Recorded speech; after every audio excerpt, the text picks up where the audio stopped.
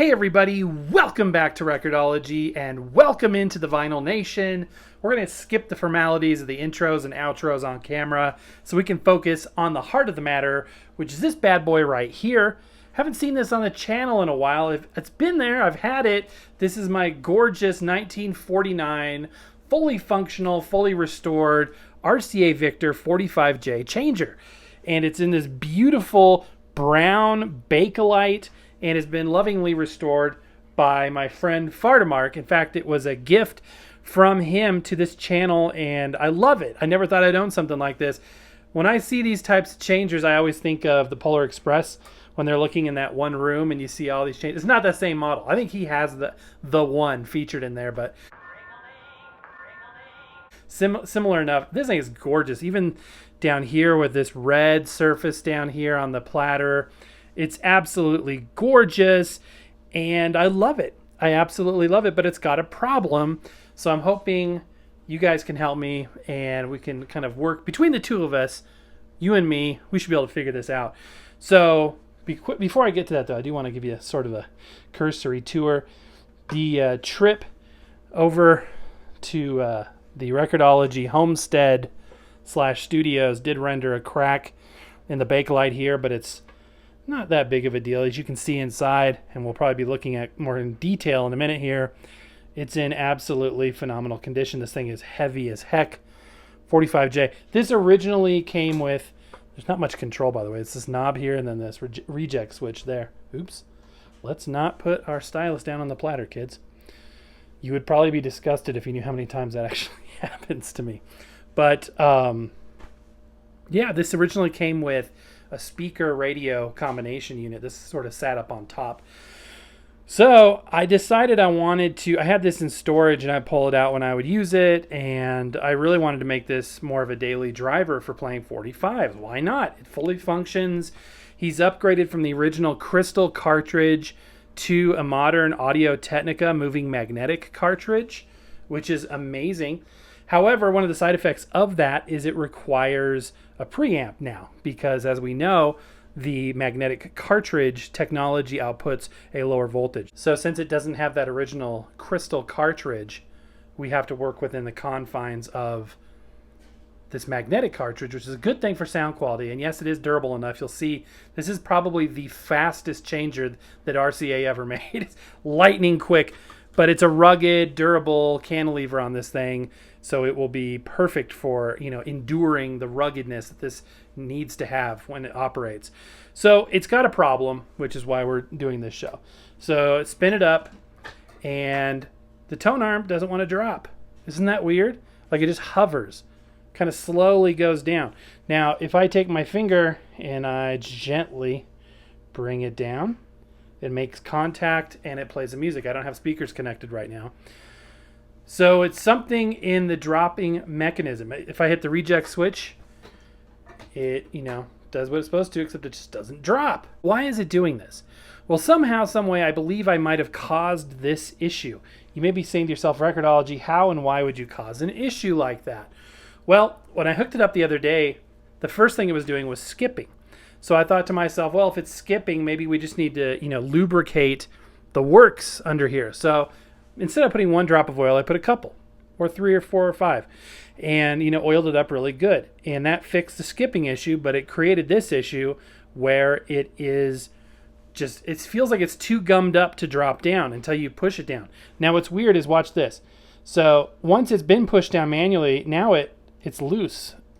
It drops, comes down very easily. It's that initial drop when you initiate the change sequence that it gets kind of gummed up.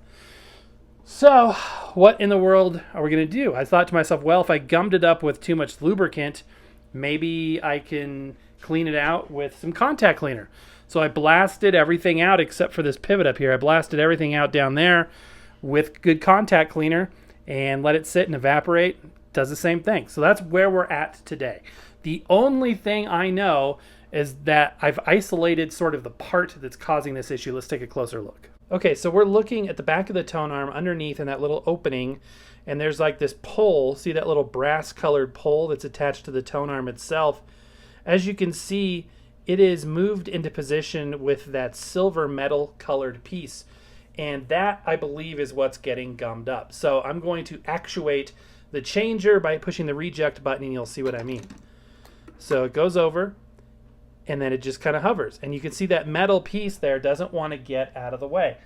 So if I take something and my shaky hands, and I push back on that, it frees up the arm and it lowers the rest of the way. And then once it's lowered to my earlier point, it stays lowered until I press the reject button. Part of that mechanism is pushing back on the tone arm. That metal piece comes back out and then will not, retract back in there. So we're going to have to open it up and just kind of see what's going on. I see a lot of oil sort of saturated in there, so I'm thinking perhaps we just need to clean it out. I'm hoping, because I want to use this unit. So let's go ahead and open it up. So how's your day going so far? I am so glad it's Friday. I can't even tell you. It has been a long, long, long week. But it's been fun because of all the cool stuff we've been doing over on Beyond the Purple Suitcase, my wife's channel, and the Vlogmas Adventures. I think most of you guys are following along. If you're in this group, you are the core family, core friends, and I'm sure you're supporting us over there. If not, go check it out because we're just, we're doing all Christmas stuff there. We did Vlogmas on this channel last year and the year before. And of the, nearly 19,000 subscribers we have, we didn't have that much last year, but of all the subscribers, the thousands and thousands of people, only a couple hundred really watch that content. So, and I get it. You know what I mean? That's not what you signed up for when you came to Record-ology. You didn't sign up for, Christmas events and all that stuff that we do over there. And we thought, well, my wife was spinning up this channel, like travel vlogging and event coverage and things. So it seemed to make sense to do it over there. So that's why we decided to do that. Okay. There's the bottom side of this Bakelite bottom grill. And I'm going to set it somewhere safe so it doesn't have another problem. Yeah, we've had a couple issues in shipping stuff back and forth, as you've no doubt heard recently on the channel between Fardamark and I, which is a major bummer. And it's just, it's sort of just the way of it. You can pack stuff as, efficiently as you want, but if it gets dropped or mishandled, yeah, I've gotten LP mailers with tire track marks on the top of it. No joke whatsoever. In fact, Fardamark just received a V-disc. I'm like, you've got to get a V-disc. They're so cool. So he picked one up, and it arrived shattered. And he said to me, he's like, well, they packed it in LP mailer, but it's shellac, and it wasn't packed properly. I'm like, shellac? V-discs are vinyl. What are you talking about? Well, I did a little research, and sure enough, Columbia, which was one of the manufacturers of the V-discs during World War II, used to make theirs with shellac, so his was extra brittle. I only have one V-disc, and it's vinyl. Okay, where are we? So it's going to be down in this realm. I have unplugged everything. This thing is really ungangly. It's really hard to hold this thing, and the oil is still not all completely dried, so it's slightly oily. So you can sort of see, I'm going to zoom in here. You can sort of see the back side of that metal piece. Oops, sorry. Right through there. I am just not sure if I can discern. This is the resting position, and this is over the platter.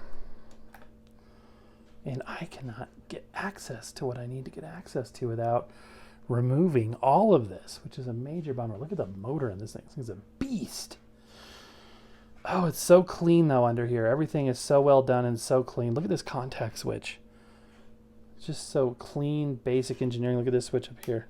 I just don't, I hate to say it, but they don't make it like this. They used to. Man alive. I'm trying to think of a good way to do this. What would you guys recommend doing? Because there is a gap between this surface and the top of the plinth of about an inch, maybe 3/4 of an inch.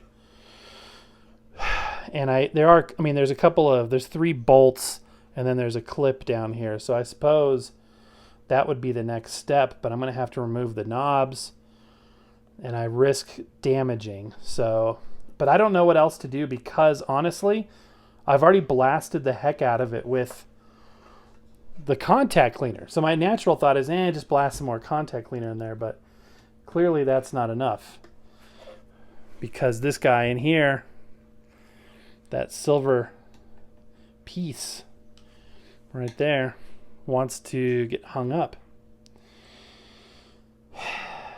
for some reason. So let's see if we can identify. I'm sorry it's not focusing, but as you can see, if I manually pull it back, it seems to retract mechanically by itself. So perhaps there's a spring like this that popped off that's causing it not to pull back as strong as it needs to. Maybe there's two springs they're supposed to be and one of them is missing. So I'm going to try it one more time before I take it apart further. And if that doesn't do it, let's not do that. Good grief. If that doesn't do it, then I'm going to have to take off that inner piece. So fingers crossed. Okay. I'll put some records on here. I did leave the bottom off. I mean, I think it's safe enough. Turning the unit on. Hey, it worked. It's working.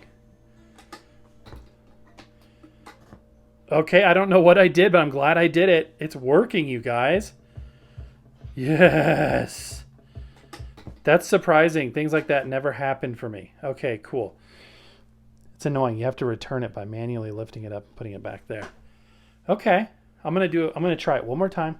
Now, what'll also happen to me is I will, I'll get the bottom put back together, all the grease wiped off, and it won't work again. Okay, let's try this one more time. Here we go. Cool. Sweetness. Maybe it just needed to be actuated a little bit so that the oil could get where it needed to. So now is it going to skip? No skipping either. That's awesome. All right. Well, we have a success on our hands. That is very, very, very cool. So to celebrate that success and you being a part of it, let me get it cleaned up, put the back or the bottom back on, and let's check out a record on it. What do you say? Okay. So right now it's kind of nestled in the corner here and it is a tight fit, but it works for now. I'm going to be demonstrating using this pretty rare Glenn Miller and his Orchestra limited edition volume 2. Volume 1 you can find, but this is just so awesome. I love this stuff. All right, let's start here. I don't want to overload it too much. Changes are really neat, and it's something that's relatively new to me even within the vinyl space, because when I was a kid I only had a regular Fisher-Price record player, no changer or anything like that. So it still makes me a little nervous to stack these, even though I know the hubs are thick and are designed to keep the playing surfaces separated, but it's still a little bit nerve-wracking. All right, let's flip it on. And I can't play much of the music, as you know, but we'll flip through the stack. And fingers crossed. I did clean the needle, too, because I felt like that was a good thing to do. Yeah, we're working again. So whatever it was, just needed a little motivation, I guess. Yeah. And we'll flip it to the next one. Obviously, if you let it play to the end of each record, it would do the same thing. It would reject, and then it would drop the next one. It's not skipping, and it is working. Yes. That is great. I love it when stuff's easier to fix than I thought it would be. Awesome. All right, guys, that is going to do it for tonight. Thank you so much for your support and for being there. I hope this was fun and entertaining. If you want to pick up one of these changers, they are out there. It's not impossible to find. Again, I was gifted this one. Then I bought a J2, a little bit later model. I think it's like a 1950, maybe a 51. That is currently inoperable. I need to send it to Fardamark for him to work his magic. I did a video on that as well as this before. And I paid $45 at a thrift store. Very rare that you find something like this at a thrift store, but I guess it could happen. But keep your eyes peeled if you're interested. If you know about these things, if you're into them, if you can educate me, that would be great. It seems like it still might be skipping a little bit, so if you have any tips in that regard, I would appreciate it. Tracking force, by the way, on this is only about 2.5, 3 grams, surprisingly. You may be saying, you can't be doing that with a modern microline stylus, but actually it works really, really well. So it's designed for the micro groove records. It is a rugged cartridge, the 3600. So I think that it is a good fit. So anyway, thank you so much for watching, guys. Happy record hunting. We'll see you next time.